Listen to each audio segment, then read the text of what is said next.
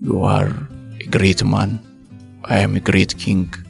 You are Napoleon, but I am Theodorus.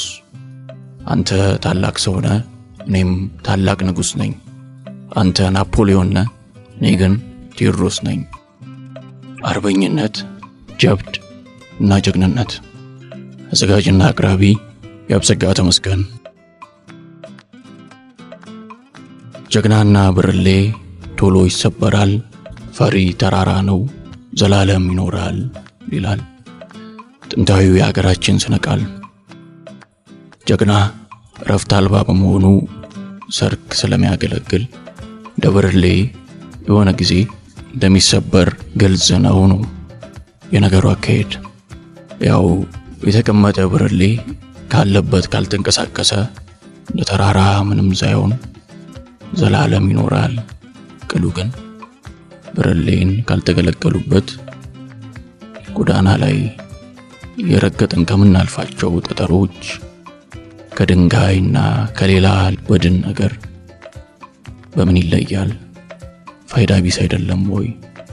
ተሸሽጎ መኖሩ ምናልባት እድሜውን ያራዘመ ይመስልም የተፈጠረበት ዓላማ ሳይኖር እንዲሁ መቀመጥ የሚተነፍስ በድን መሆን ነው በሰውኛ ስንወስደው። ፈሪም እንደዚሁ ነው። ጥግጥጉን የመረጡ ተደብቆ መሸሽ በህይወት ቢኮን እንኳን ከሞት አይለይም። ወይ ለራሱ ወይ ለወገኑ በሆነ ነገር ሳይጠቅሙ ህይወትን ማቆየት ብቻ የወራዳ ተግባር ነው።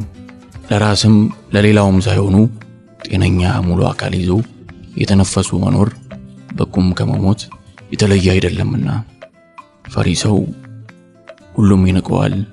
እምነት ተስፋ የሚጥልበት የለም። እድሉ ቢሰጠው እንኳን ነገር ያበላሻል።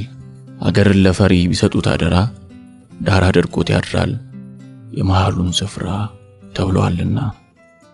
ለመሆኑ ፍርሃት ምንድነው? በነገራችን ላይ ውስጡ ፍርሃት የሌለ ፍጡር የለም። ያንን ታግሎ የማሸነፍ ውጤት ነው ፈሪና ደፋር የሚያሰኝ። ይህ ማለት ጀግና የሚወለደው ከፍርሃት አብራክ ነው እንደማለት ነው። ፍርሃቱን አጥብቆ የረታ በጥፉ ይጀግናል። ስለዚህ ጉዳይ ያለማሰላሳዮች ብዙ ይላሉ።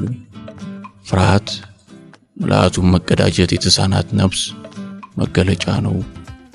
ትልቁ ጥላታችን ያለው እኛነታችን ውስጥ ነው። የማንነታችንን አክናፍ በእጆቻችን እንዳንሰራ መሰናከል የሆነን ትልቁ አውሬ ያሸመቀው እኛነታችንን ተጣብቆ ነው። መፍራትስ ሺህ የገደለውን አይደለም ፍርሃቱን ያሸነፈውን እንጂ። ፍርሃቱን ጠፍንጎ አስሮ ራሱ ለፍርሃት ያስረከበ ለእርሱ እንኳን ዙፋን ምድር ትርበተበትለታለች።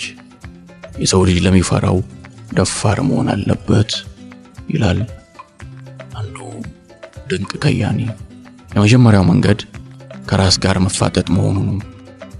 ውስጥን አብጠርጥሮ ማወቅ፣ ራስን ሰልሎ መታዘብ፣ ልባችንን የሚያረደውን ካገኙ በኋላ ፍርሃት በቀደደው ሽንቁር ቁርጠኛ ሆኖ ተከትሎ ገብቶ መተጋጠቅ፣ ሁለት ልብን አንድ ማድረግ፣ የአንድነትን ጥንካሬ ከራስም ተስማምቶ ለራስ ማጎናጸፍ። ይህ መንገድ በእርግጥም የፍርሃትን አቅም ያዳክማል። ራስን ሲያጀግኑ ሞገስ ያላብሳልና የሌላውንም ሰው ድጋፍ እናገኝ ዘንድ ይረዳናል። በጀግንነቱ ዓለም የሚያስታውሰው የናፖሊዮን ቦናፓርቴ ታሪክ ለዚህ ምስክር ይሆናል። ናፖሊዮን ያለምንም አጋዥ ከምንም ተነስቶ ነው መላው አውሮፓን ለመቆጣጠር የበቃው ማለት ያስችላል። የህይወት ጉዞ ሲፈተሽ መጨረሻ ላይ ናፖሊዮንን ያሸነፉት በራሱ ፊት ለፊት በመጋፈጥ ሳይሆን ግራ ያውጪኝ ብለው ጀርባ ሰጥቶ ማፈግፈግ ነው። ሲጠጋቸው የራቁት ባሳደዳቸው ቁጥር በጉዞ ብዛት ወታደሮቹ በድካም ተመናምነውበት ናፖሊዮንን ለመርታት የነበራቸው ብቸኛ አማራጭ ፊት ለፊት አለመፋለምና መሸሽ ብቻ ነበር። ጀግንነት ይህን ያህል ነው። ሽንፈትን ራሱ ያሳምራል። ኑረትን ብቻ ሳይሆን ፍጻሜንም በጀብድ የተሞላ ያደርጋል። ሞቶም ማሸነፍ እንደዚህ ነው። ዳግማዊ ቴዎድሮስ መይሳው ካሳም የዚህ አይነቱን ጀብድ ፈጽመው ያለፈ ፍርሃታቸውን በቅጡ የረቱ ጀግና ናቸው። ታሪካቸውን ዛሬም ድረስ ሲሰሙት ደም ያሞቃል፣ ልብ ይሞላል።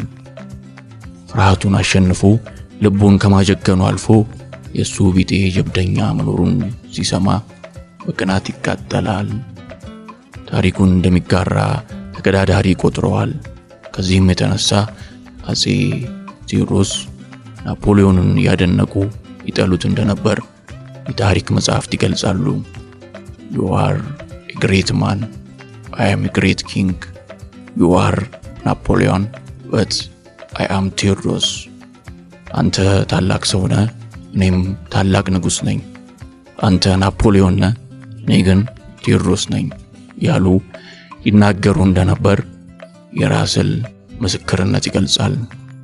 እንዲህ አይነቱ ልበ ሙሉነት እጅጉን ያስቀናኛል። በእርግጥ ጀግንነትም ሆነ ፍርሃት በጦርነት ብቻ አይደለም የሚፈከሩት። የሞትና የህይወት ጉዳይ በመሆኑ በቀዳሚነት ይነሳል እንጂ ሌሎች ብዙ ጉዳዮችም አሉ። ለወደዳት ኮረዳ ፍቅሩን ለመግለጽ የሚፈራ ጎረምሳም እኮ አለ። ጀግንነትንም በርቱ ጦረኝነት ብቻ አይገልጸውም፣ በብዙ ቁም ነገሮች ይዋጃል። እንዲያውም ዘመኑ ጠብን በጥበብ ወደ ሰላም ወደ ልማት የሚጠልፍን በአውራ ጀብደኝነት የሚያሞግስ ነው። በእውቀቱ ስዩም የጥንቱን ሀገረኛ ቀረርቶ ዘመኑ ከሚፈልገው ጀግና ጋር አነጻጽሮ የጻፈው ጠብና ጥበብ የተሰኘው ግጥም ለዚሁ ምስክር ነው።